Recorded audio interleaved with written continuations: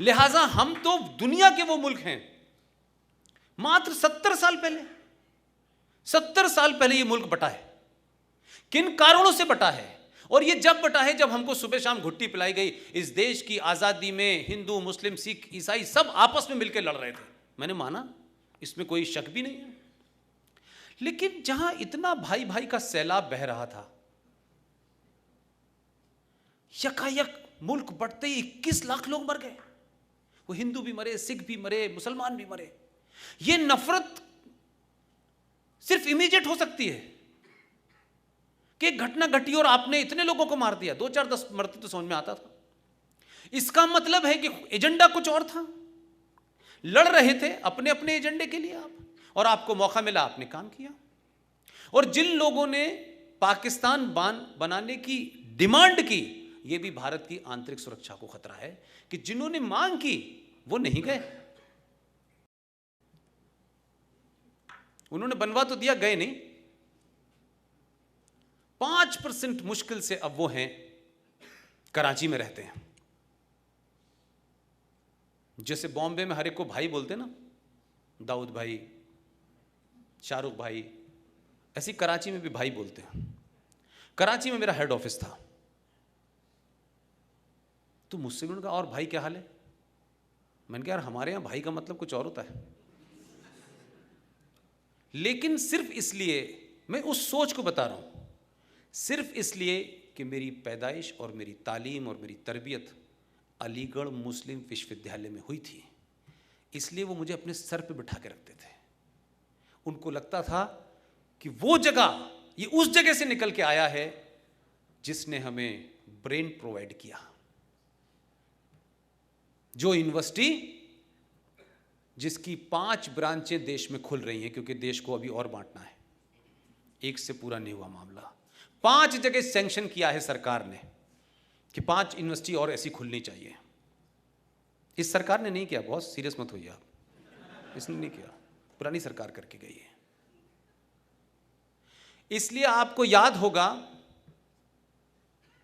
कि सर सैयद अहमद खां और जिन्ना साहब को लेकर के पाकिस्तान में 10 साल बहस चली कि हमारे लिए कौन बेहतर था।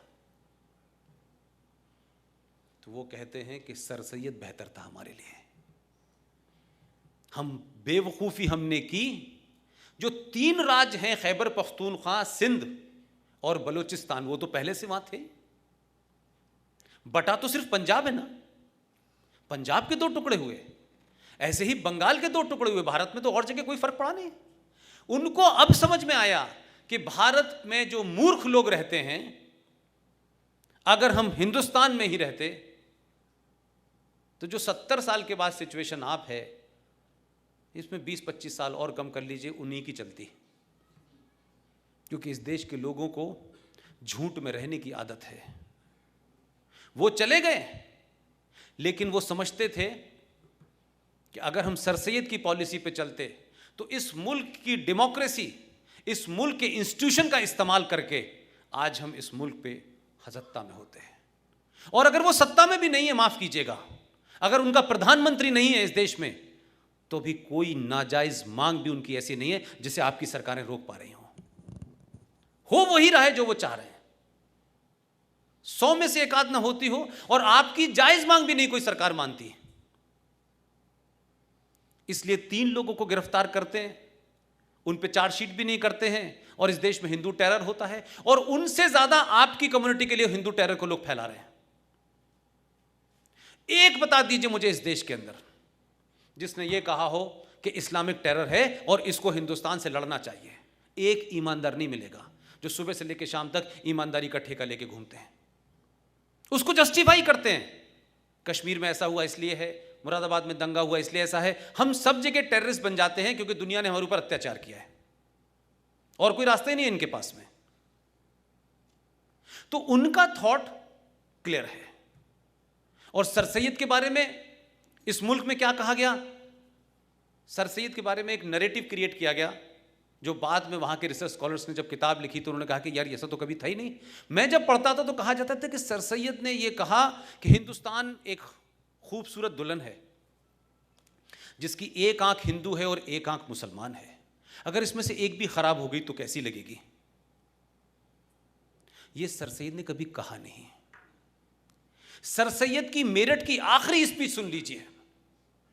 उन्होंने 1957 के गदर को कहा गया कि ये कंजड़ लोग हैं, ये बज़ात लोग हैं जिन्होंने ये मूवमेंट चलाया है। And he was the man who given idea of two nation theory. लेकिन वो चले गए, यहां जो छोड़ गए वो ऐसे लोगों को छोड़ गए जिसमें सर सैयद अहमद खां भी हैं, जिसमें उनको भी सर का खिताब दिया। अंग्रेज समझदार लोग हैं, सही आदमी चुनते हैं। हम पद्मश्री के लिए सही चुने न चुने, उन्होंने सही आदमी चुना था। उनको भी सर का खिताब दिया। और एक और थे कश्मीरी जो 200 साल पहले उनका परिवार हिंदू से मुसलमान हो गए थे, उनका नाम था सर अल्लामा इकबाल। अल्लामा इकबाल ने आपके देश का तराना लिखा है, महान आदमी थे।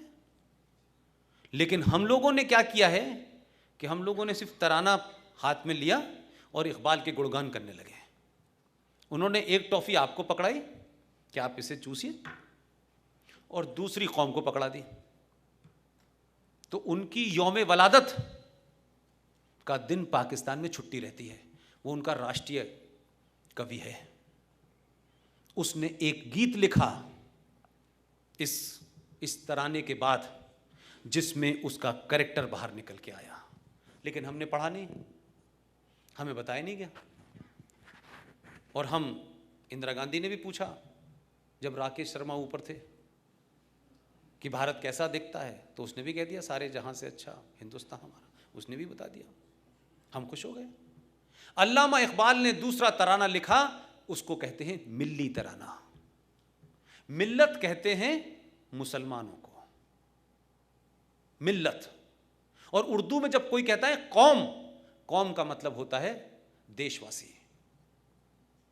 उन्होंने जो मिल्ली तराना लिखा, वो मिल्ली तराना क्या था हमने पढ़ा ही नहीं।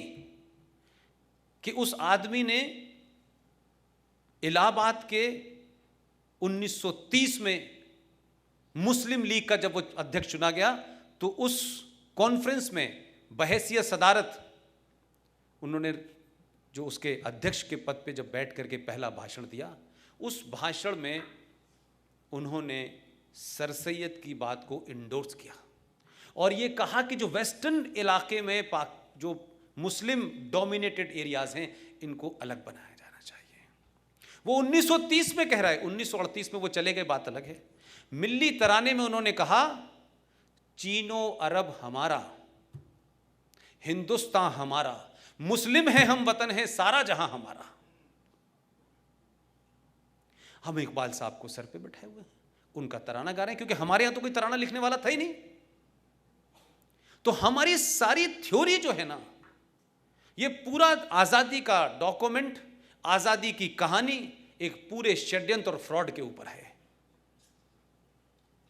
आपकी, हमारी, आपकी जनरेशन की समस्या यह है कि जब तक हम उन फ्रॉड को एक्सपोज नहीं करेंगे, हम इस जनरेशन जो ट्विटर के ऊपर, सोशल मीडिया पे एक्टिव है, हम उसको नया नैरेटिव नहीं दे पाएंगे। तो एक तरफ आपको डिमोलिश करना है तथ्यों के साथ में कि आपके साथ धोखा हुआ है। इस देश में जो भी बहादुर आदमी था, जो भी बहादुर था, उसको कैसे खत्म किया जाए, ये षड्यंत्र होते रहे, और बौने लोगों को कैसे बड़ा किया जाए। विजनरी वो जब प्रधानमंत्री बने, जब उन्होंने इस देश के बहादुर आदमी की हत्या करवा दी, और अब से 6 महीने पहले तमाम ताकत लगाने के बाद भारत सरकार ने हमारी बात मानी, और भारत के रिकॉर्ड्स में यह लिखा हुआ था Subhash Chandra Bose is a war criminal. उसे अभी 6 महीने पहले हटवाने में कुछ हद तक हम सफल हो गए हैं।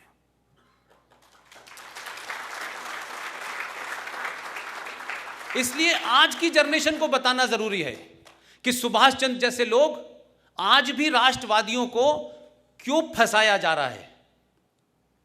आज से पहले भी यही होता था। जिनका कद छोटा था, जो बौने थे, उनको डर था। इसलिए मैंने अपने एक भाषण में कहा कि ये एक ट्रेजेडी नहीं है, ये उससे भी बड़ी ट्रेजेडी ये है कि इस नेहरू परिवार का जब आदमी प्रधानमंत्री बनता है अपने ही लोगों की बलि लेता है। नेहरू जी प्रधानमंत्री बने, इस देश के एक बहादुर आदमी जिसने दुनिया में जाकर के चैलेंज किया, आपके नॉर्थ ईस्ट के इलाके को कब्जा लिया, 40,000 लोगों की फौज बनाई और 26,000 लोग उस फौज के मारे गए। और यहां गाना लता मंगेशकर गा रही हैं कि बिना खड़ग बिना ताल दे दी हमें आजादी बिना ढाल के। 26,000 लोग सिर्फ इंडियन नेशनल आर्मी के मारे गए थे, आजाद हिंद फौज के। 21 लाख लोगों को डिवीजन में मारा और पूरे मेरठ से लेके इस इलाके के अंदर सब जगह पेड़ों के ऊपर लाशें लटकी हुई थी। ये इतने लोग मरने के बाद अहिंसा से आजादी मिली थी आपको? ये नैरेटिव क्रिएट किया क्योंकि उनको मालूम था कि अगर दूसरा इतिहास पढ़ाएंगे तो ये बौने लोग जो है सत्ता से बाहर आ जाएंगे जिन्होंने अंदर सांठगांठ कर रखी थी। मेरा गांधी जी से सिर्फ इतना ही कहना है, गांधी जी आपको सत्ता नहीं चाहिए थी, आपको प्रधानमंत्री नहीं बनना था, आपने देश में एक मुकाम प्राप्त कर लिया था, लोग आपकी बात पे यकीन कर रहे थे। आपने देश को एक वादा किया कि मेरी लाश पे पाकिस्तान बनेगा, लेकिन गांधी जी आप हमें कहीं लड़ते हुए तो नजर आते, कहीं धरना प्रदर्शन करते तो नजर आते कि आपने देश के बंटने के खिलाफ कोई धरना दिया, प्रदर्शन किया, आपने जिद अटली, आपने नेहरू जी को भी साइडलाइन कर दिया होता तो हम मानते कि आपने कुछ ईमानदारी से काम किया। लेकिन आप किस किस बात पे अड़ गए कि 14 में से 1 वोट नहीं मिला, कहा कि नेहरू की हार तो मेरी हार है। आपने उस जमाने के हाई मॉरल ग्राउंड लोगों के उस इमोशन को एक्सप्लॉइट किया, उन्होंने छोड़ दिया। पूछिए एटली साहब जब हिंदुस्तान आए थे, क्योंकि भारत को जब तथाकथित आजादी के दस्तावेजों पे साइन हो रहे थे तो सीआर एटली यहां आए थे आजादी के बाद में बंगाल में, और बंगाल में जो गवर्नर थे उस गुफ्तगू का पूरा जिक्र है, वो बातचीत जो उनके बीच में हुई है इट्स अवेलेबल। उन्होंने पूछा गवर्नर साहब ने कि ऐसी क्या वजह थी, सब चीजें तो फिजल आउट हो चुकी थी, कोई रेजिस्टेंस नहीं था, आप भारत से क्यों गए? सीआर एटली का जवाब है कि सुभाष चंद्र बोस की वजह से हमारे यहां फौजों में म्यूटनी हो रहा था और हम उस रोक पाने में असमर्थ थे, इसलिए that was the right time कि हम अपना फेस बचा के निकल गए। लेकिन आपके मुल्क में जो इतिहास लिखा गया उसमें सुभाष चंद्र बोस एक वॉर क्रिमिनल है, उसमें भगत सिंह एक आतंकवादी है, यह आपके डॉक्यूमेंट में लिखा हुआ है। आपको लगता है कि पिछले 70 साल में जो हीरो बनाए गए उन हीरो को देख करके इस देश में कोई सुभाष चंद्र बोस पैदा होगा, कोई भगत सिंह बनना चाहेगा, कोई वीर सावरकर बनना चाहेगा? क्योंकि आपने अपने सही हीरो को खत्म खुद कर दिया। इसलिए बौने दलाल पैदा हो रहे हैं, राजनीति में पैदा हो रहे हैं, सत्ता तक पहुंचने के लिए कुछ भी कर लो। इसलिए भारत का प्रधानमंत्री नेशनल डेवलपमेंट काउंसिल की मीटिंग के अंदर, जहां 28 मुख्यमंत्री बैठे हुए थे, उसने कहा यह बात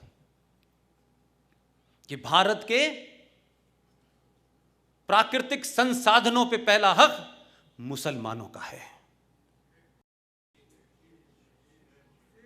ये ऑन रिकॉर्ड है, ये कल की बात है, कोई बहुत 5000 साल पुरानी नहीं है। इसलिए उस पार्टी को कोई शर्म नहीं आई, उनका इतिहास नहीं पूछा, ये कौन लोग हैं जिन्होंने इस लार्जर कम्युनिटी को बचाने के लिए अपने 4-4, 5-5 साल के बच्चों को चिनवा दिया। आपने दिल्ली में उनको मार के बहुत बहादुरी का काम किया। एक कपूर कमीशन है, मैं आज आपको बता रहा हूं, यह देश को नहीं बताया गया। महात्मा गांधी के मर्डर के बाद 1969 में एक कपूर कमीशन बना है, उसकी रिपोर्ट नहीं सार्वजनिक की गई है। पूना में महात्मा गांधी के कत्ल से 3 दिन पहले उसमें एक डिस्ट्रिक्ट मजिस्ट्रेट और उसकी एक वाइफ का कन्फेशन बयान है। वो ऑफिसर पूना से अपने घर से बाहर ड्यूटी पे गया हुआ था, उस लेडी ने बयान दिया है कपूर कमीशन के अंदर, और उसने कहा कि कुछ लोग उसके घर पे आए थे और वो साहब से मिलना चाहते थे। साहब नहीं थे, उस जमाने टेलीफोन की सुविधा बहुत ज़्यादा नहीं थी।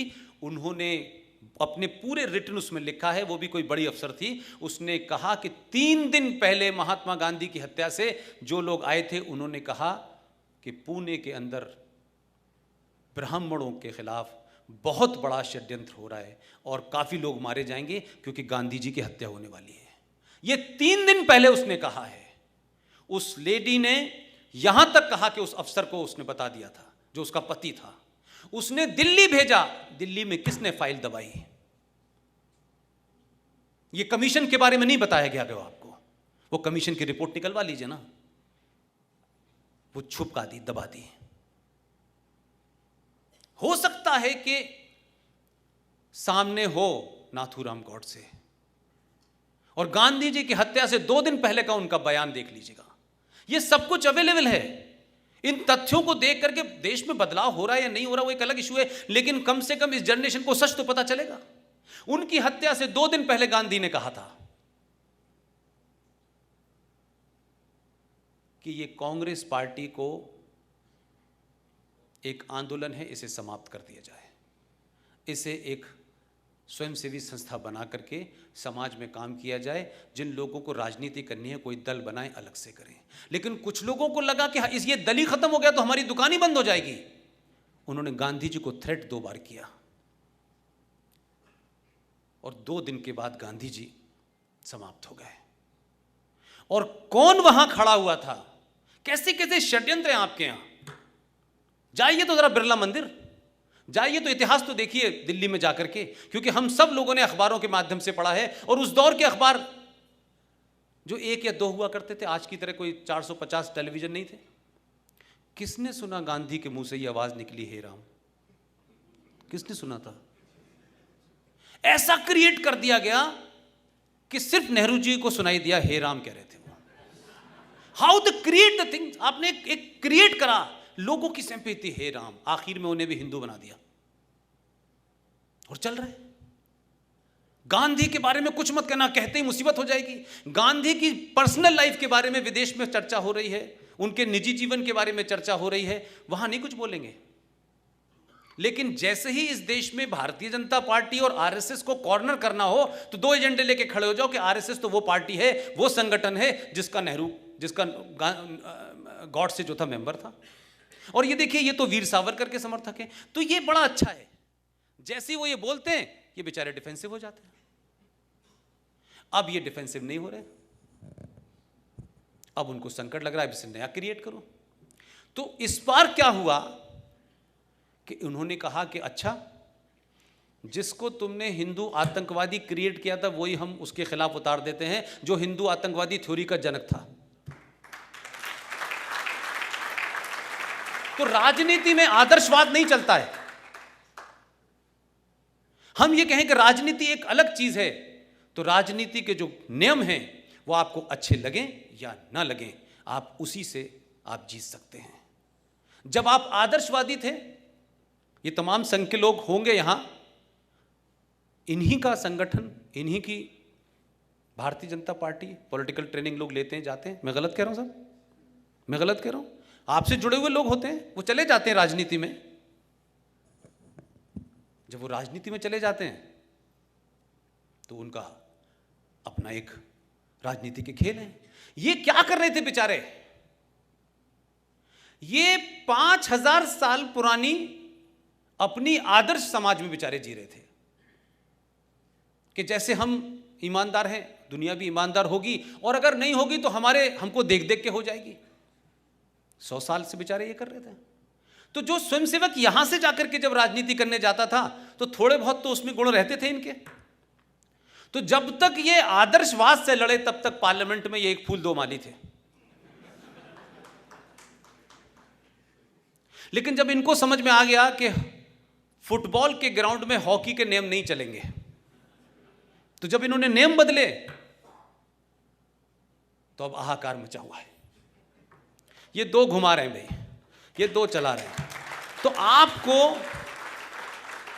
5000 साल पुराने हथियार से आज के इस्लामिक आतंकवाद को आप सामना नहीं कर सकते। अपनी सोच को बदलना होगा, अपने हथियार को बदलना होगा, अपने नैरेटिव को बदलना होगा। अपने लोगों को उस आदर्श समाज से बाहर निकालना होगा। वो आपका ख्वाब है कि जब आदर्श व्यवस्था हो जाए तो वैसे ही रहिएगा, लेकिन ये समाज आदर्श समाज नहीं है। जिनसे लड़ रहे हैं वो आदर्शवादी लोग नहीं हैं। एक आपकी राज्य का शहर है मुंबई, वहां भी बहुत सारे लोगों को डर लगता है। उसमें से एक शायर हैं जिनके मेरे बड़े भाई उनके क्लासमेट रह चुके हैं। उन्होंने अभी यकायक एक बयान दे दिया। वो बयान दिया उन्होंने जब श्रीलंका के अंदर हमला हो गया और श्रीलंका में मरने वाले का धर्म दूसरा था, तो उनको संकट लगा कि तो वर्ल्ड पॉलिटिक्स में मुश्किल हो जाएगी। तो जब वहां पे बुर्के पे बैन लगाया तो हमारे यहां भी मनचलों ने कहा साहब बुर्के पे बैन लगना चाहिए। वैसे वो बगैर बुर्के भी रहे तो उससे कोई फर्क नहीं पड़ने वाला, लेकिन फौरन कह दिया साहब कि बुर्के पे बैन लगना चाहिए। तो वो पढ़े लिखे बोले, वैसे वो कहते मैं अथीस्ट हूं, मैं नहीं मानता, वो अथीस्ट हैं। उन्होंने फौरन बयान दे दिया शाम को कि साहब बुर्के पे लगेगा तो घूंघट पे भी लगना चाहिए, ये कहा उन्होंने।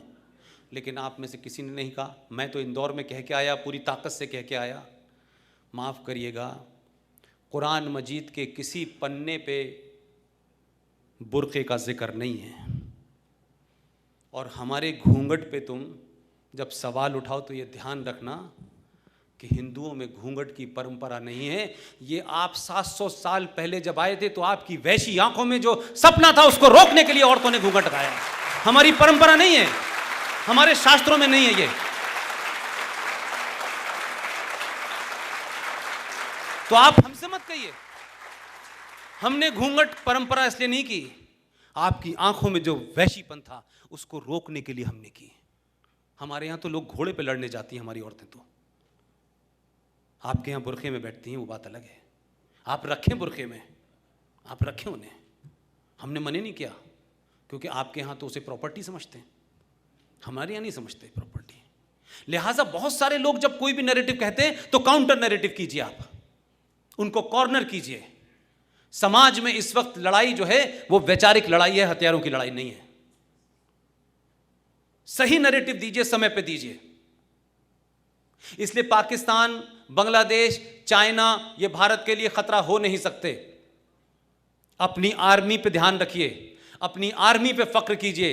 इतना सब कुछ हो जाने के बावजूद भी आपके ईस्ट में और आपके वेस्ट में रोज तीसरे दिन 4 बंदूकधारी जाते हैं और प्राइम मिनिस्टर को बंद कर देते हैं, कहते हैं मार्शल लग गया। ये गलतफहमी इधर किसी दिन हो गई तो यहां तो लगेगा ही लगेगा, आप निपट जाएंगे।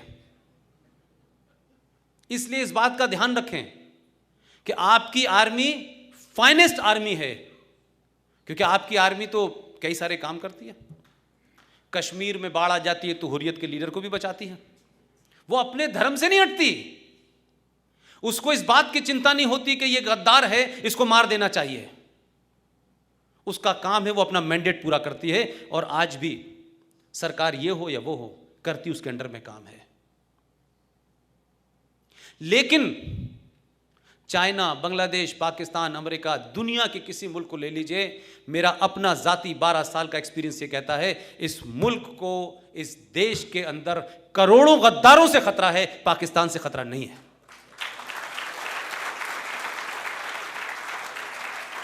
और ये गद्दार, ये एंटी इंडिया एलिमेंट दिन ब दिन मजबूत हो रहे हैं, दिन ब दिन मजबूत हो रहे हैं। उनको न्यूट्रलाइज नहीं कर सकते।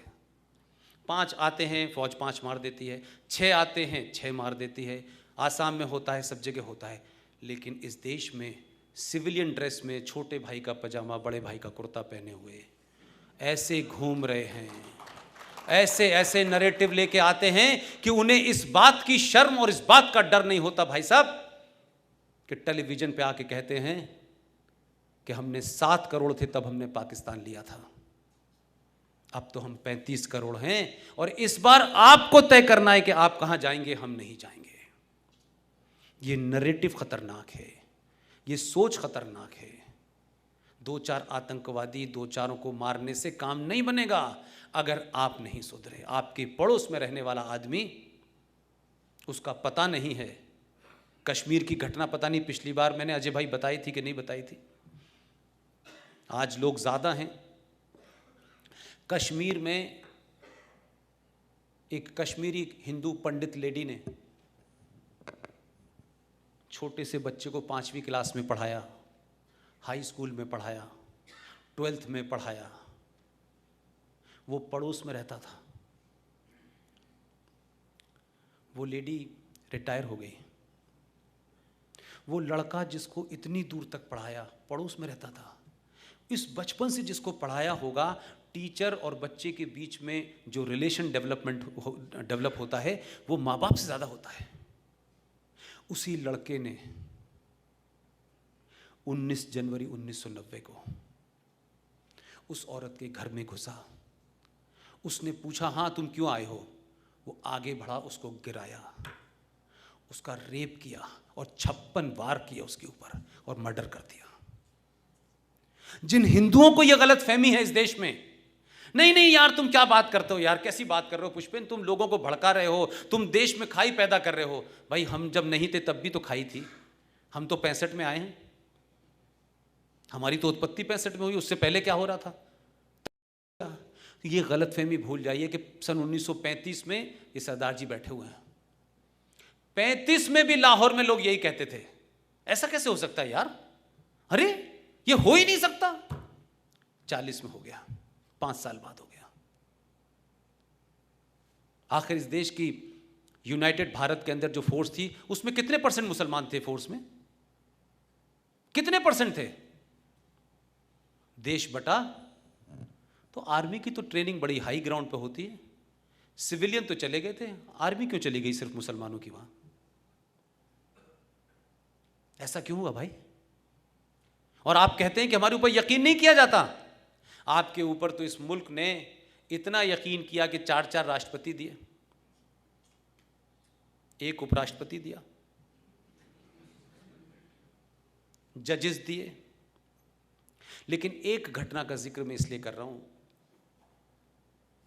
2 दिसंबर 1989 देश में वीपी सिंह की सरकार थी।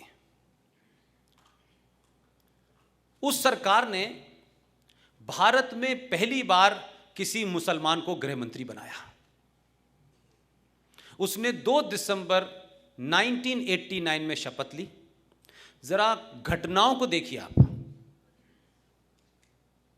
I am wrong? पक्का? 2 दिसंबर को शपथ ली, 8 दिसंबर को बेटी गायब हो गई। महबूबा मुफ्ती की बहन रुबैया सईद का किडनैप हो गया।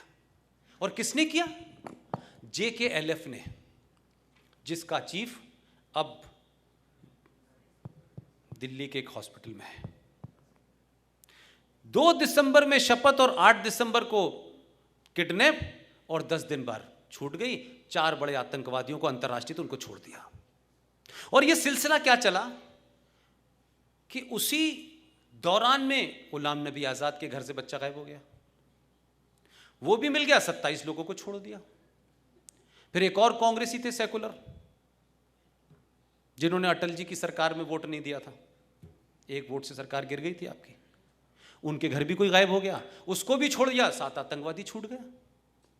और आप सोचिए कि 2 दिसंबर को वो आदमी शपथ लेता है, 2 दिसंबर 1989, और 19 जनवरी 1990 में पूरी दुनिया का सबसे बड़ा हादसा पूरे भारत में होता है। लेकिन किसी को अंदाजा नहीं था कि यह आदमी उस हादसे का मास्टरमाइंड था।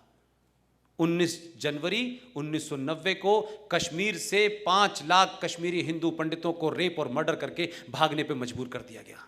इसी गृह मंत्री से, कोई अखबार उठा के देख लीजिए, वर्नाकुलर मीडिया का भी देख लीजिए और टेलीविजन को भी देख लीजिए और अंग्रेजी अखबारों को भी देख लीजिए, किसी ने इसके बारे में लिखा हो। 5 लाख कश्मीरी हिंदू पंडित अपने ही देश में माइग्रेंट बन गए हैं, इसकी चिंता नहीं है। लेकिन क्या हमारे देश की ट्रेजेडी है, रोहिंग्या मुसलमानों के लिए उस वक्त मैं जयपुर में था, एक जुलूस निकला, लाठी चार्ज हुआ, जो लोग निकाल रहे थे वो भारत के मुसलमान थे, जो भारत से हुब्बुल वतनी की बात करते हैं, जो कहते हैं कि कुरान के हिसाब से हुब्बुल वतनी हमारे अंदर है और हमारी हुब्बुल वतनी यानी हमारी देश के प्रति जो हमारा निष्ठा है उसको चैलेंज मत कीजिए। जुलूस निकालने वाले मुसलमान थे। जयपुर के शहर का बीच का सबसे बड़ा चौराहे पे जो थाना था उसको आग लगा दी गई।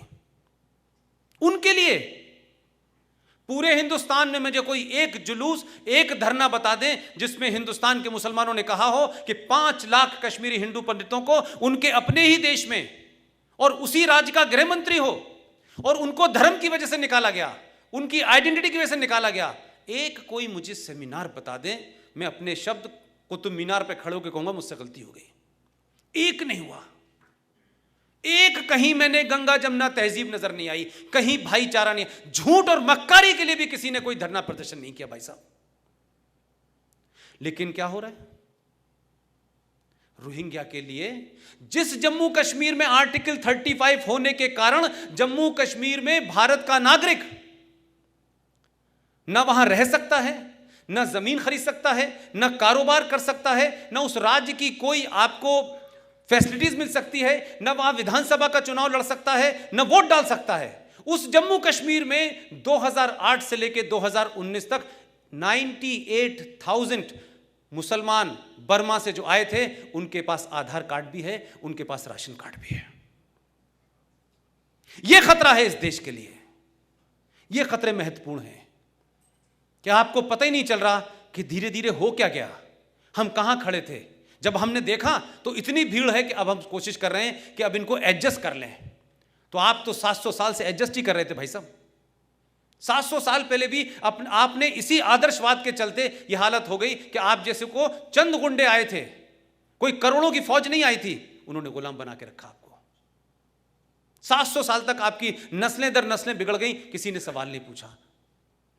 अभी तो 70 साल की कहानी है, हमने 70 साल में भी कुछ नहीं सीखा। लिहाजा इस देश में आंतरिक खतरों में ऐसे खतरे हैं जो शायद आप महसूस नहीं कर पा रहे लेकिन लगातार हैं। इस देश में इंटेलेक्चुअल आतंकवाद जो है चरम सीमा पर है, एकेडमिक आतंकवाद चरम सीमा पर है। सरकारें आती हैं, सरकारें जाती हैं। इस देश में हम हर बार कहते हैं मैकाले ने इस देश में शिक्षा पद्धति ऐसी दी थी जिसके कारण यह हो रहा है। हम यही कहते हैं कि मैकाले ने देखिए ऐसा करा और ऐसा करा। अरे भाई, आप या तो झूठ बोल रहे हैं या सच कहने से घबराते हैं। कौन था भारत का पहला शिक्षा मंत्री? पूरा नाम बताइए। मैं यही कह रहा हूं, मौलाना अबुल कलाम आजाद का पूरा नाम बड़ा लंबा नाम है, आप थक जाएंगे लेते लेते, क्योंकि वो मक्का में पैदा हुए थे। मौलाना आजाद ने इस देश के अंदर, प्रोफेसर नूरुल हसन का नाम सुना है आपने? कमेटी तो उन्हीं के अंडर में बनी थी, वो मेरी यूनिवर्सिटी के थे। इरफान हबीब के अंडर में बनी थी। जब इस देश का पहला शिक्षा मंत्री, जिसकी सर्विसेज को, इसलिए मैंने कहा कि हमारे यहां पॉलिटिकली क्या फायदेमंद है, देश के लिए हो ना हो।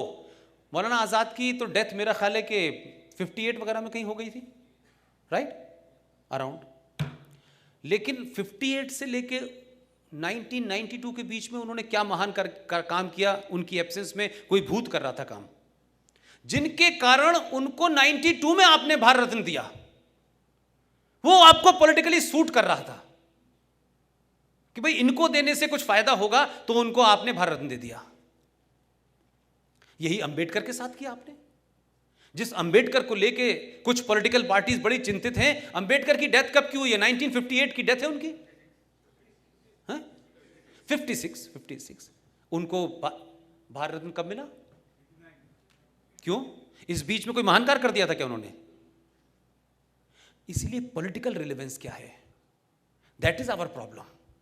इसलिए जिस पहले शिक्षा मंत्री ने, जो अपने जीते जी सच नहीं बोल पाया, एक किताब लिखी थी India wins freedom, oriental publication ने उसको छापा।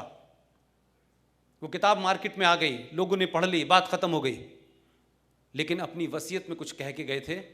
उस वसीयत में उन्होंने लिखा कि मैंने कुछ सच्चाई लिखी है, लेकिन मेरे जीते ये मुमकिन नहीं है, जीते जी, कि मैं इसको पब्लिक कर सकूं। पर्ची आ गई, थैंक यू सर। अक्सर मेरे बोलने के बाद ये बहुत दिक्कत होती है, लेकिन मैं जल्दी समाप्त कर, डोंट वरी, आई अंडरस्टैंड। उन्होंने उस 30 पन्ने लिख के गए और कहा कि मेरे मरने के 30 साल बाद जब मेरी अस्थियां बिल्कुल विसर्जित हो जाएं जमीन के अंदर और कांग्रेसी मेरी कब्र को खोद के मुझे दोबारा न मारें, तो वो 30 पन्ने जोड़ देना। वो 30 पन्ने के बाद सुप्रीम कोर्ट में केस चला, वो 30 पन्ने जुड़ करके ओरिएंटल पब्लिकेशन ने वो किताब दोबारा छाप दी है। वो 30 पढ़ लीजिएगा, आपको भारत के पहले शिक्षा मंत्री का कैरेक्टर पता चल जाएगा, जो ये कहता है कि नेहरू वाज रॉन्ग और जिन्ना वाज राइट। हम उसकी बनाई पद्धति को पढ़ रहे हैं। ये जो आज आप पढ़ रहे हैं किताबें, ये मैकाले ने नहीं बनाई हैं, ये तो आपके नए मैकाले ने बनाई थी, जिन्हें ट्रांसफर ऑफ पावर में हिस्सा मिला था। तो आपका जो पूरा बेस है ना, वही झूठ, मक्कारी, फरेब और षड्यंत्रों पे रखा हुआ है। अब आप चाहते हैं कि लोग ऐसे पैदा हों जो देश के अंदर बड़ा काम करें, ये बात अलग है। ये बात अलग है कि कच्छ के पानी ने भी एक आध को पैदा कर दिया और आ गया। और अब बहुत कुछ ऐसा हो रहा है, ये जो बीच बीच में शोर मच रहा है, ये शोर इसीलिए मच रहा है कि आपको अपने अस्तित्व का, आपको अपनी पहचान का अगर बोध हो गया, तो फिर इस देश में 90 करोड़ न्यूक्लियर बम की तरह लोग घूमेंगे। इससे डर है। आप उस अंधेरे में रहें, इस इन्फिनिटी कॉम्प्लेक्स में रहें कि औरंगजेब महान था, अकबर महान था, ये शाहजहां रोड है, ये औरंगजेब रोड है, ये बाबर रोड है, 57 सड़कें दिल्ली के अंदर हैं। आप सुबह शाम उन्हें देखते हैं, कुंठित होते हैं, लेकिन कुछ कर नहीं पाते। सरकारों में ये आया वो आया, बदलाव कुछ नहीं हुआ। अब कुछ नाम बदले हैं।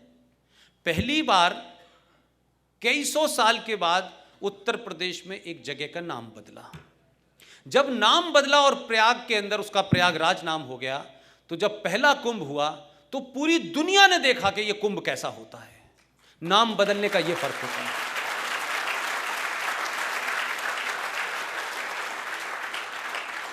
पूरे देश से 26 करोड़ लोग, सरकारी आंकड़ा है कि 26 करोड़ लोग उसमें डुबकी लगाने गए थे।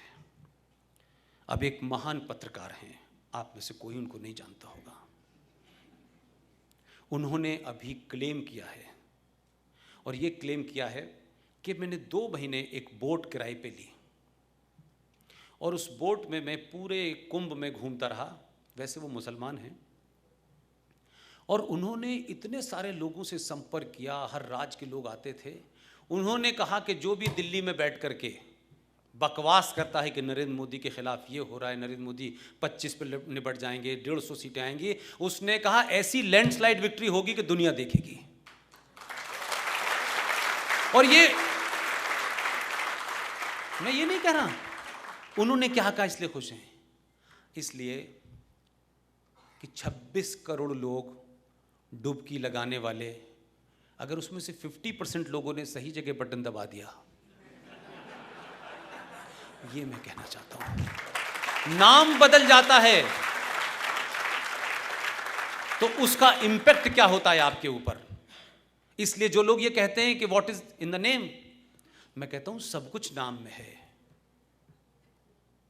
हमारी मां कहा करती थी, हमारे एक भाई का नाम धीरेन्द्र नाम था, ही इज नो मोर।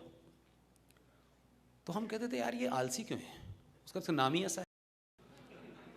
तो ये नाम की अपनी साइकोलॉजी होती है। आप अपने बच्चे से रोज कहें तो मूर्ख हो, तुम मूर्ख हो, तुम मूर्ख हो, तो वो बेचारा इस कॉम्प्लेक्स में आ जाएगा कि वाकई में मूर्ख हूं। इसलिए फैजाबाद का नाम बदला। तो अयोध्या में आरती आपने दुनिया में ऐसी नहीं देखी दिवाली पे। तो प्रयागराज का कुंभ भी बदल गया, अब साइंटिफिक हो गया, अब कोई हादसा भी नहीं हुआ, अब वही सारे लोग थे लेकिन पूरी दुनिया में उसका गुणगान हो रहा है। तो नाम बदलने से, एक्शन बदलने से आपके अंदर जब इस शक्ति का बोध होता है कि आपके पूर्वजों का खून आपके अंदर है, आप शिवाजी से लेकर महाराणा प्रताप और भगत सिंह से लेकर के तमाम जितने हमारे गुरु हैं, जब उनका बोधन करते हैं तो आप सही जगह बटन दबाने लगते हैं, और इसलिए लोग परेशान हैं। ये उथल पुथल चलेगी, अभी ये लड़ाई अगले 10-15 साल चलेगी।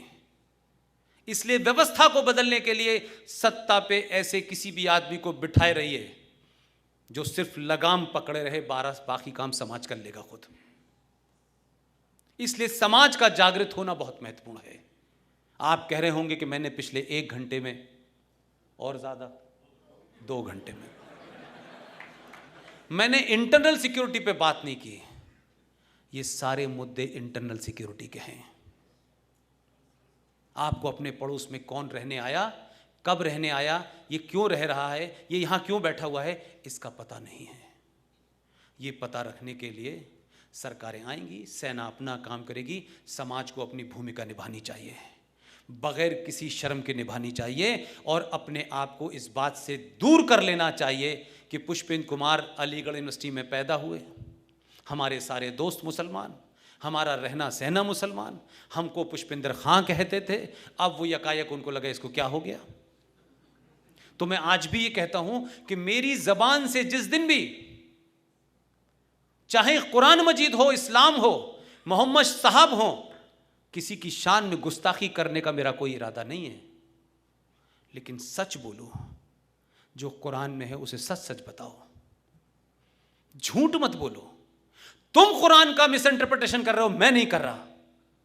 तुम्हारी कौम पूरी दुनिया में इस्लाम और कुरान को दिखा दिखा के लोगों की हत्याओं को जस्टिफाई कर रही है। पुष्पेंद्र ने किसी से नहीं कहा कि मुसलमान को मारो। तुम्हें वो काम करने चाहिए थे जो अल्लाह मियां ने बताए थे, जो तुमसे कहा था कि मेरे रास्ते पे चलना।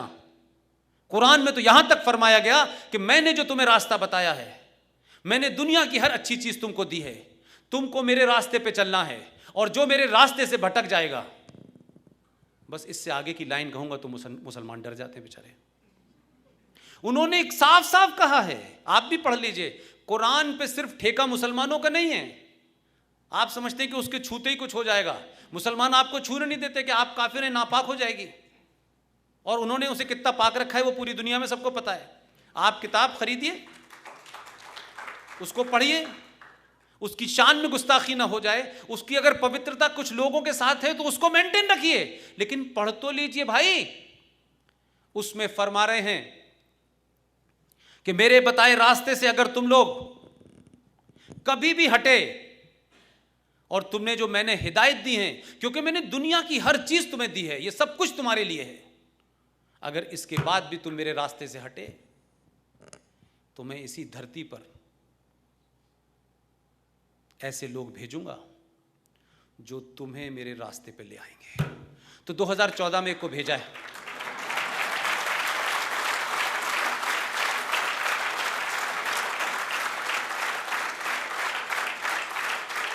उन्होंने कहीं ये नहीं फरमाया, ये गलत फहमी निकाल दें लोग। यही मैं कहता हूं, झूठ बोलते मुसलमान, सच बात बोले। उन्होंने कहा है कि लोग भेजूंगा, वो आएंगे, तुम्हारी हरकतों को ठीक कर देंगे। ये तलाक बिद्दत के नाम पे जो तुमने धंधा खोल रखा है, नाजायज रिश्ते बनाने का हलाला के नाम पे, हमने तो बड़ी सेकुलर सरकारें देखी इस देश में। कभी नाजायज चीज जो गैर कुरानिक थी इस देश के अंदर, जो किसी भी औरत के साथ दुनिया का सबसे घोर पाप था, उसको आपने कुरान के नाम पे पिछले 40 साल से आप उसकी प्रैक्टिस कर रहे थे। तो जिसको भेजा है उसको पता था कि ये गलत हो रहा है। उसने अपनी सरकार की 3 बार सुप्रीम कोर्ट के फैसले के बाद उसने कहा ये तलाक बिद्दत खत्म करके रहूंगा, जिसको तुमने गलत इस्तेमाल कर रहे हो, औरतों का शोषण कर रहे हो, ये तुमने एक नाजायज धंधा बना रखा है, ये गैर कुरानिक है। बताइए हिंदुस्तान में कौन सा सेकुलर और हिंदू लीडर है जिसने इस बात पर सवाल उठाया हो? आप कहते हैं वो हिंदुओं का लीडर है। अरे यार, हमारा तो मंदिर बनाया नहीं उसने, हमारा तो बनाया नहीं यार, तो हम तो उससे फिर भी शिकायत नहीं कर रहे। उसने तलाक बिद्दत को खत्म किया कि नहीं किया? और कोर्ट में जाकर 3 बार कोर्ट से जब फैसला हुआ तो उसने ऑर्डिनेंस लेके आया। हम तो कह रहे थे एक ऑर्डिनेंस हमारे लिए ले आओ। वो बोला नहीं, अल्लाह ने जिस काम के लिए मुझे भेजा पहले वो करूंगा मैं।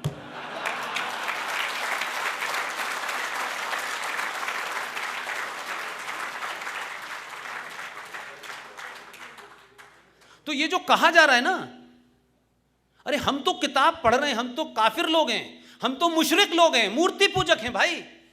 हम तो फिर भी कह रहे हैं जो लिखा है हम तो वही कोट कर रहे हैं, हम कुछ तोड़ मरोड़ नहीं रहे। लेकिन हम हजारों करोड़ों उन मुसलमानों से ज्यादा बेहतर हैं जिन्होंने तलाक के मामले में, सरदार जी, तलाक के एक मामले में आप सबको पता होगा, मध्य प्रदेश की एक महिला थी जिसका नाम था शाबानो। मैं ये बात इसलिए कोट नहीं करता हूं, कोई मुझे पॉलिटिकल स्कोर नहीं करना है, लेकिन मैं कहता हूं कि आपको याद होगा कि उस समय भारत में सबसे ज्यादा मेंबर ऑफ पार्लियामेंट थे उस पार्टी के, 412। क्योंकि सिखों के खून और इंदिरा गांधी की शहादत को चौराहे पे बेच करके जिस भावनाओं का आपने ज्वार भाटा खड़ा किया था, उस पे आप 412 सीट लेके आए थे और देश में पहला वो प्रधानमंत्री था जिसे कहा जा रहा था ये कंप्यूटर युग का है।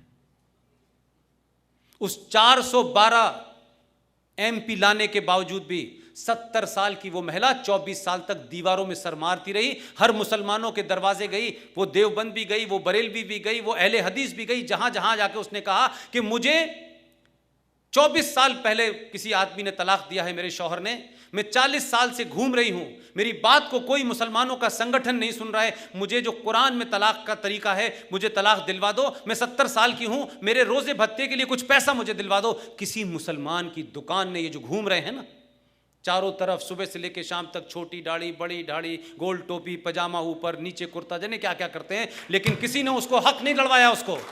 और इस देश की किसी सेकुलर सरकार ने यह नहीं कहा कि इस औरत को हक मिलना चाहिए जो हर 2-2 मिनट के बाद दिल्ली के अंदर औरतों की आजादी के लिए घूमती हैं महिलाएं। कोई मुझे नजर नहीं आई, बिंद्रा कारण से लेकर के कई सारी जो हैं, बड़ी बिंदी, छोटी बिंदी, कोई नजर नहीं आई। और उस आधुनिक प्रधानमंत्री ने क्या किया कि जब सुप्रीम कोर्ट ने कहा आप भारत की कोर्ट में आई हैं, भारत के संविधान के हिसाब से आपके साथ फैसला होगा, उसने नहीं कहा तुम मुसलमान हो नहीं मुसलमान हो। और जब सुप्रीम कोर्ट ने उसके भत्ते की रकम तय कर दी और कहा कि आपको फैसला आपके हक में है और इस आदमी को आपको इतना पैसा देना होगा, इस देश में हाहाकार मच गया, सेकुलरिज्म की खतरे में पड़ गया सेकुलरिज्म। फौरन उस 412 सीटें जीतने वाले राजीव गांधी ने सुप्रीम कोर्ट के उस फैसले को दंगाई और आतंकी मुसलमान के सामने झुक करके उस फैसले को पलट दिया कि उनको मालूम था कि इस देश का मुसलमान जो है वो नाराज हो जाएगा। फैसला बदल दिया। इसके पास तो 272 ही थे, इसने तो सुप्रीम कोर्ट के फैसले को भी बदला, पार्टी के फैसले को भी बदला और 3-3 बार कहा यही होगा चाहे किसी को अच्छा लगे या बुरा लगे।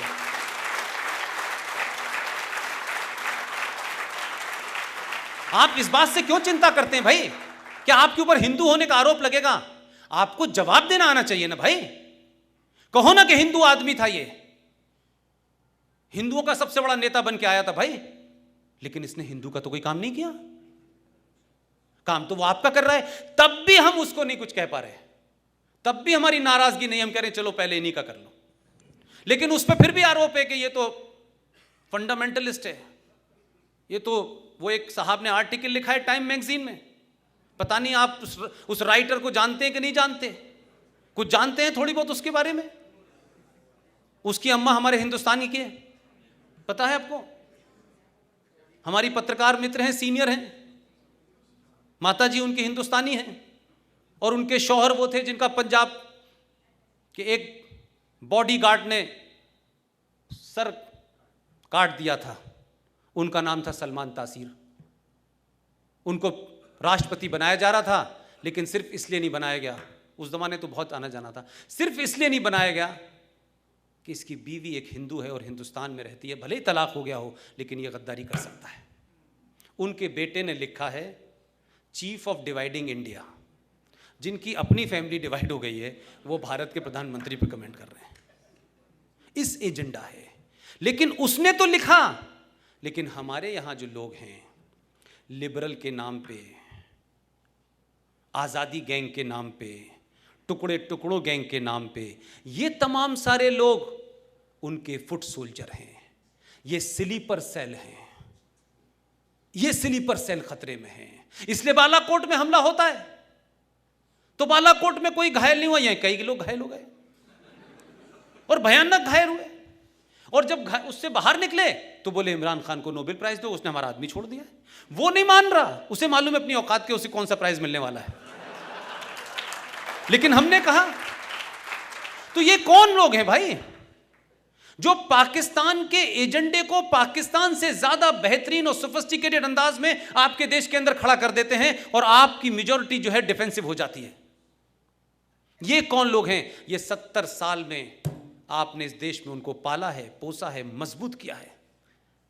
लिहाजा बेशर्माई के तहत पूरे टीवी पे एक नेता, पार्लियामेंट में बैठने वाला आदमी जाके कहता है कि आप नरेंद्र मोदी को हटाने में हमारी मदद कीजिए। अच्छा, वो भी बेसिकली हैं तो वो ऊंट वाले लोग। उन्होंने क्या किया? उन्होंने कहा हम करेंगे। वो कहते हैं ना कि कुछ लोग होते हैं high confidence with low IQ, तो उनको लगा अरे क्या बात है, आप हमें इतना काबिल समझते हैं, हम नरेंद्र मोदी को हम हटवा देते हैं। उन्होंने प्लानिंग कर ली, तो 2 गड़बड़ करी उन्होंने कहा अरे हम पुलवामा कर देते हैं इलेक्शन से पहले, अभी देखिए क्या होता है। अब उसको ये उनको लगा कि भाई यहां मनमोहन या नेहरू जी होंगे, ये खबर उधर गई नहीं कि ये आदमी तो पहले से इस सर्जरी का एक्सपर्ट है, 15 साल की ट्रेनिंग के बाद आया है।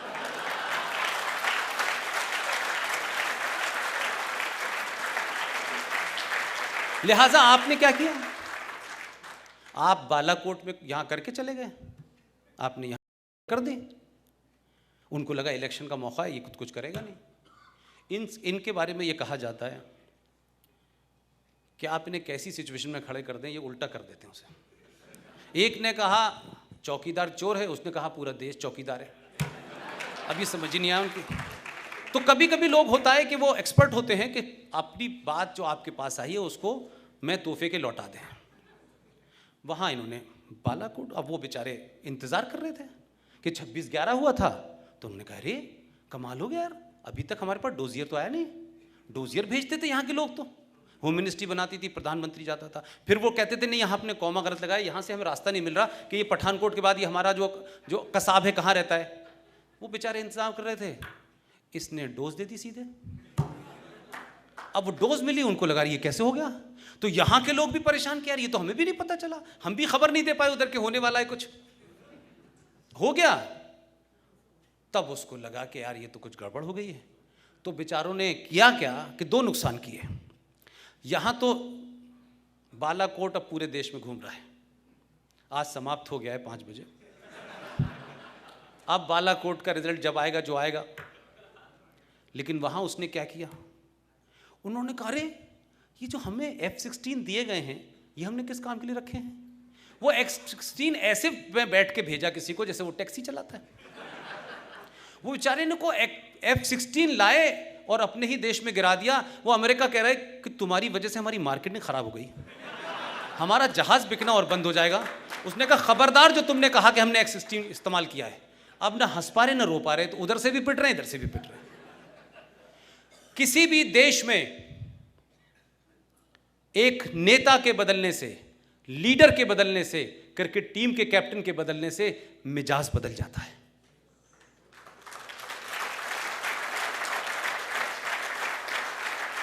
इसलिए ये आप सबकी जिम्मेदारी है, जो लोग इस राष्ट्र से प्रेम करते हैं, इस राष्ट्र के होने पे गर्व करते हैं और ये मानते हैं कि हमारा वजूद तब तक है जब तक ये राष्ट्र है। ये लोग सोचे कि ये रहे ना रहे, हम तो चले जाएंगे अमेरिका, तो अमेरिका से जब भगाया जाएगा तो कहां जाएंगे? आना तो है किसी ना किसी दिन, किसी ना कभी तो कभी ये दिन आएगा ना।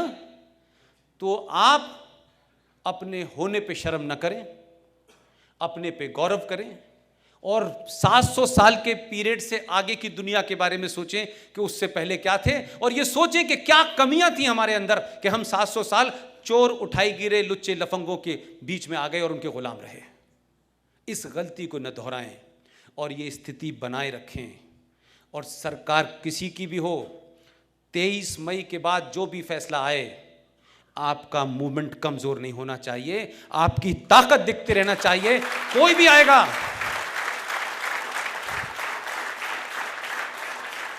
मैं वो दिन देखना चाहता हूं कि जो सत्ता पे आए वो ये पूछे भाई कुछ और काटने को रह गया है मेरे लिए।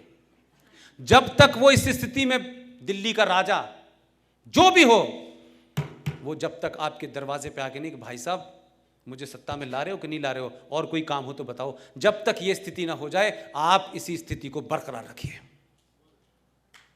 अगर मगर, छोटा बड़ा, जात पात, ये सब भूल जाइए।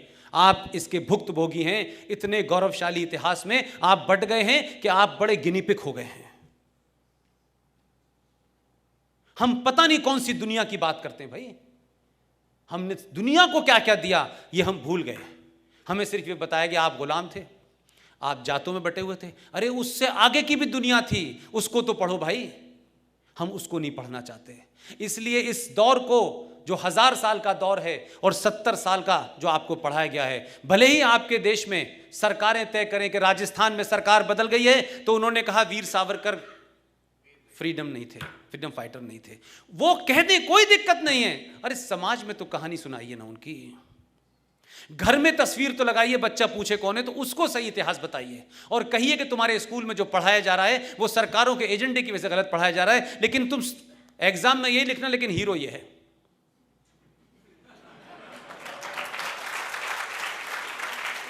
ये जिस दिन करना शुरू करेंगे, मुझे पूरी उम्मीद है, मैं आज के युवा पे बड़ा मेरा भरोसा है, जो मुझे कॉल्स आती हैं, जो मुझे कमेंट्स आते हैं, मैं आज के यूथ से बहुत ज़्यादा मुतमईन हूँ।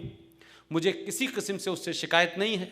मैं कभी उस यूथ से ये नहीं कहता कि भाई तुम पिज़्ज़ा मत खाना, ये भारतीय संस्कृति के खिलाफ है, मैं इस गलतफहमी में रहना चाहता। वो पिज़्ज़ा भी खाएगा, वो गर्लफ्रेंड के साथ भी घूमेगा, लेकिन मैंने कहा राष्ट्रवाद सबसे ऊपर होना चाहिए, तुम कुछ भी करो। इसलिए इसका कोई चिंता मत करिए। यही आदमी, यही बच्चा, सच बात बता दीजिएगा, कुछ नहीं होगा। जो दौर आपको चल रहा है ना, ये कुछ 5-10 साल और रहने वाला है, क्योंकि जिन ताकतों का वजूद खतरे में आ रहा है वो पूरी ताकत से हमला करेंगी। वो हिंदू आतंकवाद नहीं, वो यादव आतंकवाद, वो ठाकुर आतंकवाद, वो जाट आतंकवाद, वो सब कुछ करेंगी। लेकिन ये तो तय हो गया कि जो 70 साल से इस देश में देशभक्ति के नाम पे राज कर रहे थे, वो क्या वजह है कि एक फिल्म बनी है इस देश में। जो आपके पुराने गेस्ट थे जो यहाँ आए थे, हमारे भी दोस्त हैं, वो ताशकंद फाइल बनने से बड़े परेशान हैं। ये पिक्चरें पहले क्यों नहीं बन रही थी? ये नागपुर में पुष्पेंद्र पहले क्यों नहीं आ रहा था? कोई तो बात होगी मेरे और आपके बीच की, बाकी तो कोई रिश्ता नहीं है। किसी रिश्ते की वजह से तो आप यहां बैठे हुए हैं, मेरी बात सुन रहे हैं। मैं कौन सा बहुत बड़ा वक्ता हूं, मैं कौन सा बहुत बड़ा नेता हूं? मैं तो अपनी टिकट जहाज की नहीं ले सकता, किसी आपको टिकट क्या दिलाऊंगा? ये कनेक्ट जो है पूरे देश में होना चाहिए, हो रहा है। इस देश में 20-25 लोग लगातार बगैर किसी संगठन से जुड़े हुए, अगर राष्ट्रवाद आपके अंदर है, आप किस संगठन में रहते हैं डजंट मैटर, आप अकेले भी खड़े हो जाएंगे तो इसी जगह पे कई हजार पुष्पेंद्र आ जाएंगे। लेकिन करिए तो अपने अंदर कन्विक्शन पैदा करिए, किसी लालच में छोड़ दीजिए कि मुझे एमपी बनना है, मुझे राज्यसभा में जाना है, मुझे ये पद मिलना है। ये पद आपके पीछे दौड़ेंगे, एक बार कोशिश तो कीजिए भाई। आंतरिक खतरों में जो खतरे मुझे सबसे ज्यादा लगते हैं, जिन्हें मैं दिन रात जीता हूं, पैदा हुआ वहां जीता रहा, आज पाकिस्तान के बाद यहां हूं, उन सब के बाद मैं ये कहता हूं कि भारत की मेजॉरिटी की इग्नोरेंस, उसका सबमिसिव एटीट्यूड और एक साइकोलॉजिकल डर जो उसके अंदर बैठा है, अगर वो निकल गया, जो निकल रहा है, जो मुझे दिखाई दे रहा है, ये निकल गया, तो आप यकीन मानिए आपके देश में 80% बजट आपका कार को चेक करने, ओके करने, दरवाजे पे खड़े होने वाली फौज पे खत्म हो जाएगा। कोई कमी नहीं है आपके पास। इस देश में कुछ लोगों का ही काम है गंगा को बचाना। ये सिर्फ कुछ ही लोग करेंगे कि गंगा को बचाएंगे, बाकी लोग कुछ करेंगे, पानी पिएंगे और कहेंगे हमने पी लिया, तुम भी आ जाओ बांग्लादेश से, तुम भी आ जाओ बर्मा से। उनकी जिम्मेदारी नहीं है कि इस देश का पर्यावरण के बारे में वो चिंतित हों।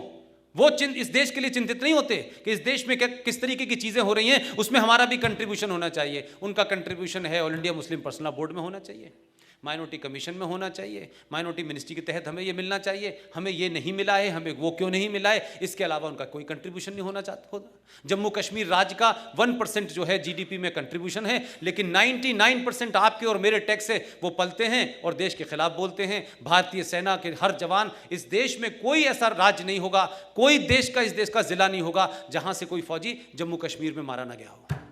उनसे बड़ा कोई स्टेक होल्डर है जम्मू कश्मीर में। लेकिन महबूब मुफ्ती कहती है कि हुर्रियत कॉन्फ्रेंस है, वो लोग जो भारत के संविधान को नहीं मानते। लिहाजा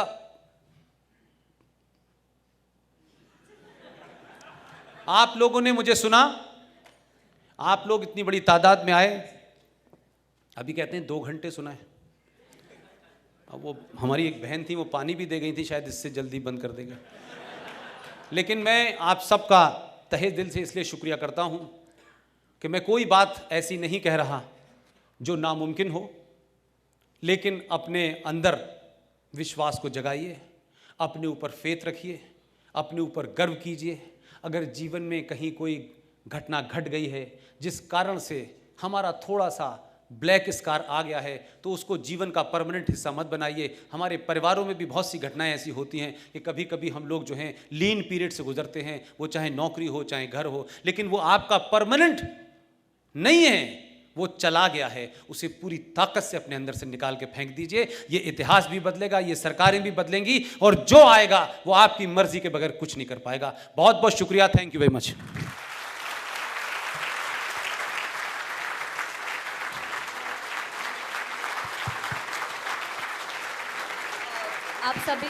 आप सभी हेलो सर, पुष्कर सखदेव नागपुर से। पुष्कर सखदेव नागपुर से। आप महाराष्ट्र में हैं। महाराष्ट्र के 2 सपूतों का अपमान अभी पिछले 4 सालों में हुआ है।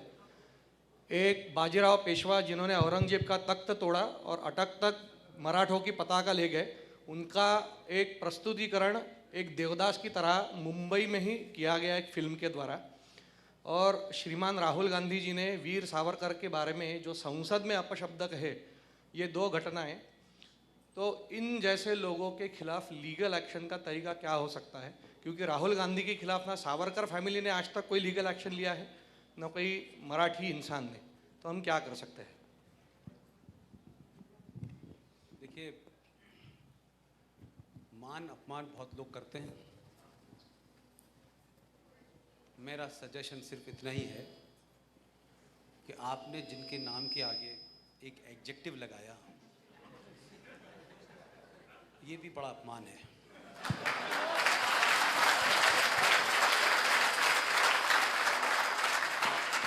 इसलिए एक बात ध्यान रखिएगा,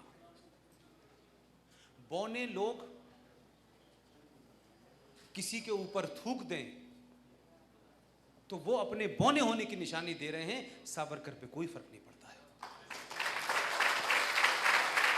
उनसे पूछिए कि सावरकर के बारे में जो आपके विचार हैं, तो आप कहिए कि उनकी पार्टी के लोग, जो लोकसभा के अंदर कमेटी होती है under the chairmanship of speaker, उसमें लीडर फॉर अपोजिशन, देखिए मैंने कहा ना, कुछ चीजों को समझने के लिए टेक्निकली समझ लीजिए, तब आप जवाब बेहतर दे पाएंगे। क्योंकि आपको लड़ाई सभ्यता में लड़नी है, गाली देने से काम नहीं चलेगा। आप कहिए कि वो जो कमेटी थी, मनोहर जोशी जो आपके महाराष्ट्र के थे, वो स्पीकर थे, और उसके अंडर में जो कमेटी होती है उसमें लीडर ऑफ अपोजिशन होता है, ठीक है, और हर पार्टी का लीडर होता है, तब वो कमेटी बनती है।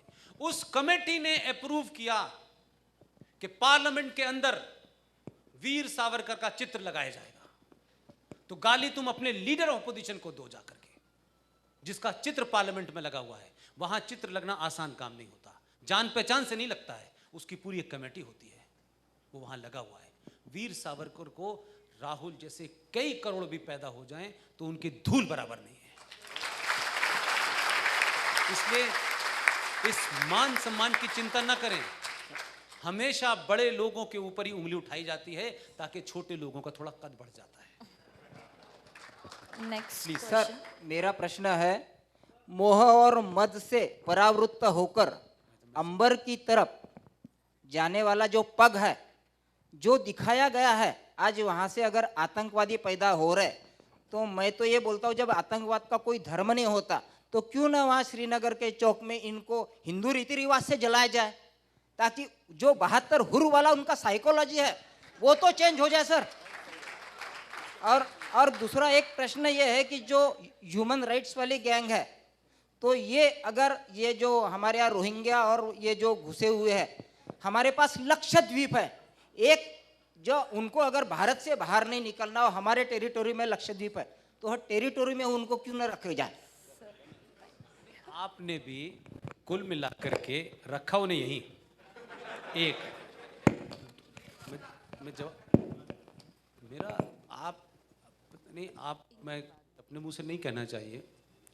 अगर जिस YouTube के माध्यम से आप लोग मुझसे जुड़े हुए हैं, उस YouTube के माध्यम से अगर आप एक 3 मिनट का क्लिप सुना होता तो ये आप प्रश्न नहीं करते, लेकिन आपके प्रश्न में एक ऑब्जेक्शनेबल बात है।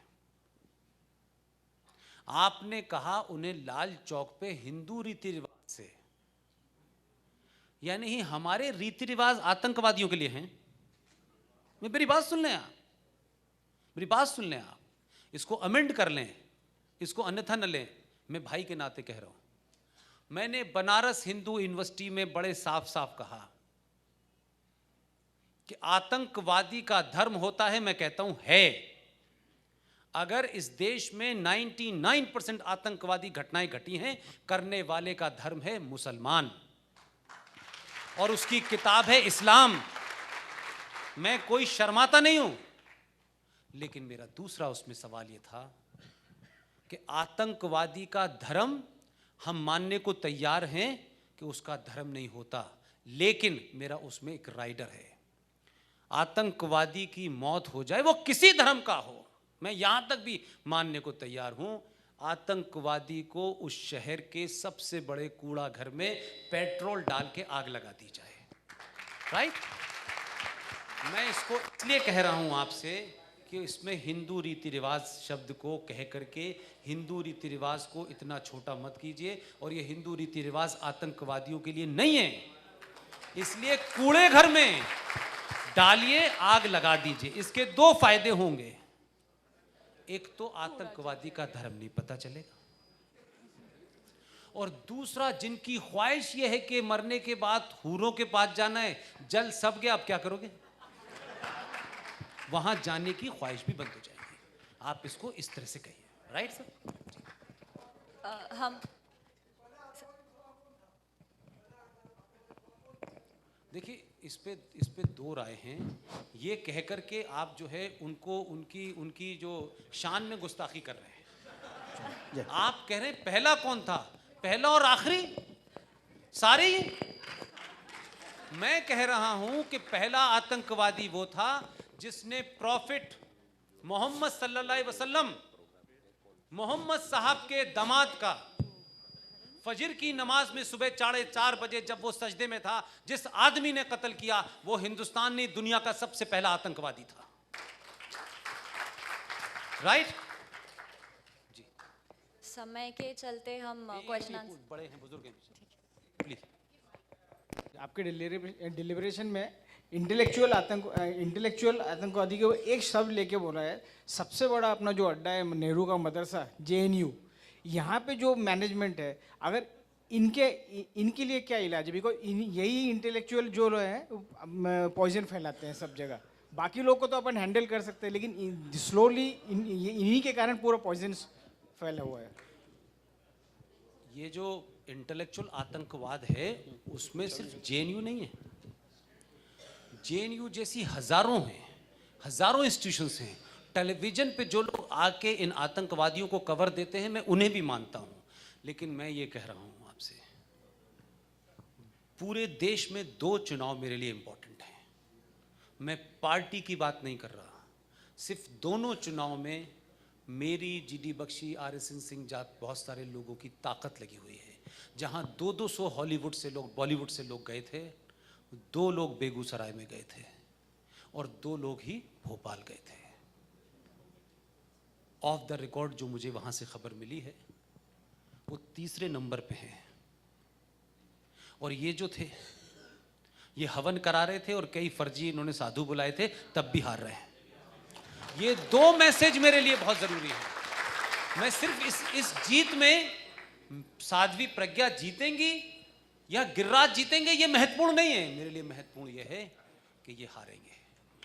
ये मैसेज देश में जाना चाहिए कि 50 साल बाद इतिहास लिखा जाएगा कि जब इस देश में राष्ट्रवादी ताकतें अपने उरूज पर थीं, अपने क्लाइमेक्स में थीं, तब भी हिंदू आतंकवाद की थ्योरी का जनक कैसे जीत गया। मेरे लिए वो शर्म की बात है। इसलिए दो ही रिजल्ट मेरे लिए इंपॉर्टेंट हैं। और जिस दिन आप ये सवाल जो आप पुष्पेन से कर रहे हैं आपस में करने लगेंगे, ये बौद्धिक आतंकवादी भागना शुरू हो जाएंगे। ये बौद्धिक आतंकवाद इस देश में इंस्टीट्यूशन में पनपाया गया है, क्रिएट किया गया है।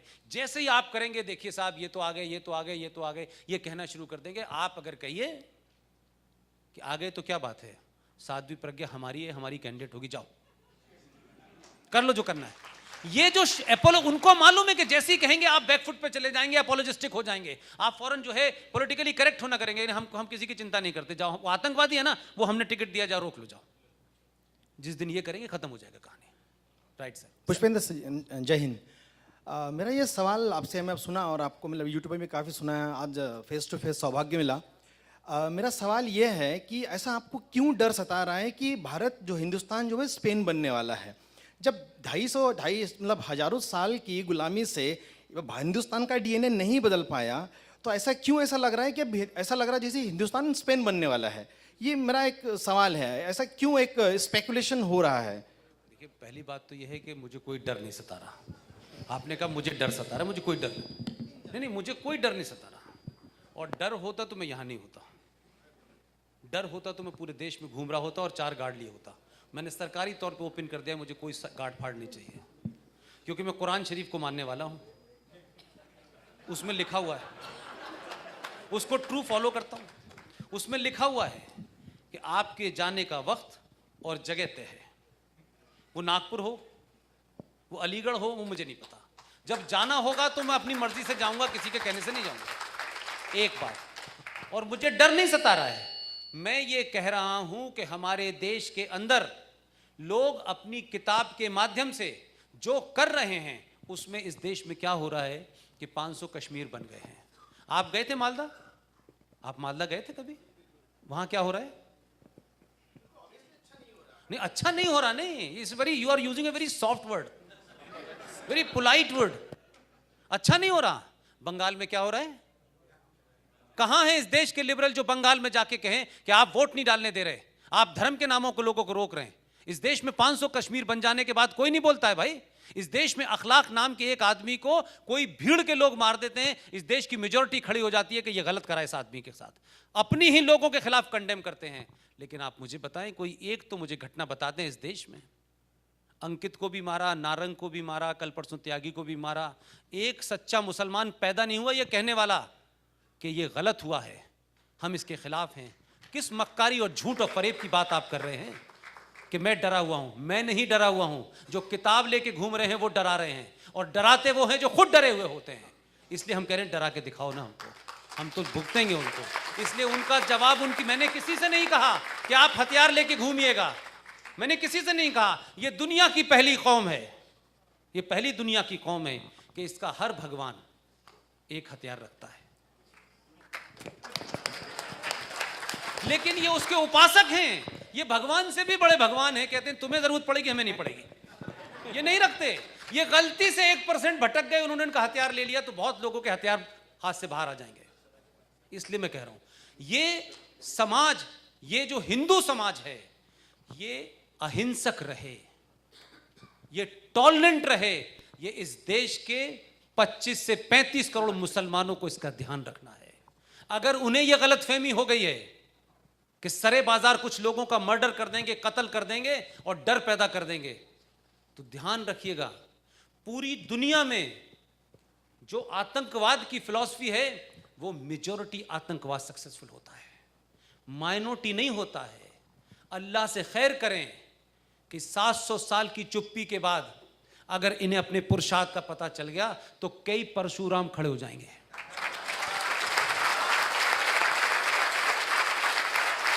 1% भी गलती से भटक गया तो जो टेरर का खेल खेल लेना, वो लूडो खेलना भूल जाएंगे। इसलिए मैं कहूं, ये मेरी चेतावनी नहीं है, ये मेरी उन मुसलमान भाइयों को मशवरा है कि खेल मत खेलो। बहुत दिन हो गए, इनका संयम टूट गया, तो किस किस का टूटेगा पता नहीं। राइट सर, मैं कतई नहीं डरा हुआ हूं। मैंने कहा मेरा अल्लाह पे यकीन है, उन्होंने कहा है सिर्फ मेरे अलावा किसी से मत डरना, मैं डरता ही नहीं हूं। लेकिन सवाल यह है कि जो ये कहते हैं कि अल्लाह से डरो, वो मोदी से क्यों डर रहे हैं? अरे आप कहते हैं, आपका यकीदा है ना कि हम सिर्फ अल्लाह से डरते हैं। अरे भाई, कोई राजनाथ से डर रहा है, कोई आरएसएस से डर रहा है, कोई विश्व हिंदू परिषद, अरे भाई इनसे क्यों डर रहे हो यार?